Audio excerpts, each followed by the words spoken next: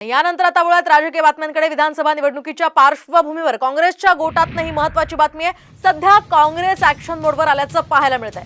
288 मतदारसंघातील इच्छुक उमेदवारांचे अर्ज प्रदेश अध्यक्ष नाना पटोले यांनी मागवले।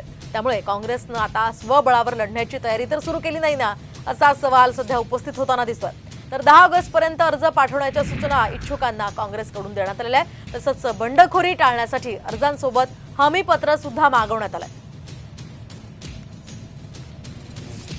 नेमके या संदर्भातली काय माहिती आपण सविस्तर जाणून घेऊयात।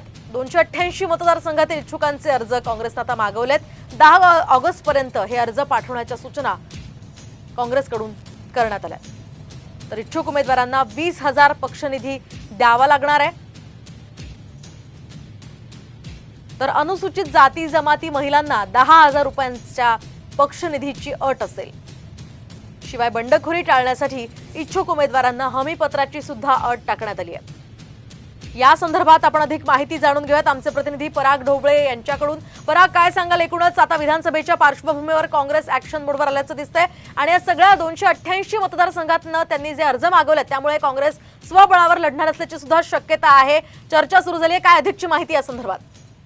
नक्कीच एकीकडे महाविकास आघाडी एकत्रित लढणार अशी चर्चा असली तरी काँग्रेसचे प्रदेशाध्यक्ष नाना पटोले यांनी जे पत्र पाठवलेलं आहे सर्व जिल्हाध्यक्षांना, त्यामध्ये 288 लोकसभा मतदारसंघातून जे आहे इच्छुक उमेदवारांची नावे मागवण्यात आली आहे आणि 10 जुलैपर्यंत खरं तर ही नावं 10 ऑगस्ट पर्यंत ही नावं जे आहे ते त्यांना द्यायची आहे। त्यासाठी त्यांनी पक्षनिधी स्वरूपात जो आहे त्याची हेही ठेवलेल्या अर्जाची किंमतही ठेवलेली आहे आणि हमीपत्र सुद्धा मागवण्यात आले। कुठंतरी महाविकास आघाडीसोबत लढत असताना स्वबळाची मात्र चाचपणी जी आहे ती करताना दिसून येते। स्वबळावर लढणार का अशा पद्धतीची तयारी सुद्धा काँग्रेस करताना दिसून येते आहे। कारण की 288 मतदारसंघामधून कोण उमेदवार असणार जर इच्छुकांची यादी मागवली तर नक्कीच कुठेतरी या सगळ्यामधून महाविकास आघाडी एकत्रित लढेल की काँग्रेस स्वपक्षाची जी आहे स्वबळाची तयारी करते यावर आता सगळ्याचं लक्ष असणार आहे। नक्कीच पराग, हे पाहणं अतिशय महत्त्वाचं असणार आहे। धन्यवाद तुम्ही दिलेल्या या सविस्तर माहितीसाठी।